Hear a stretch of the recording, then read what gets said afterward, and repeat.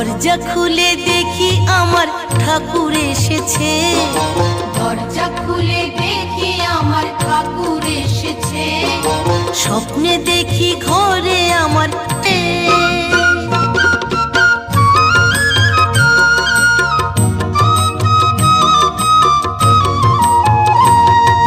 ঠাকুর বলল কর্মময় ভক্ত হতে হবে।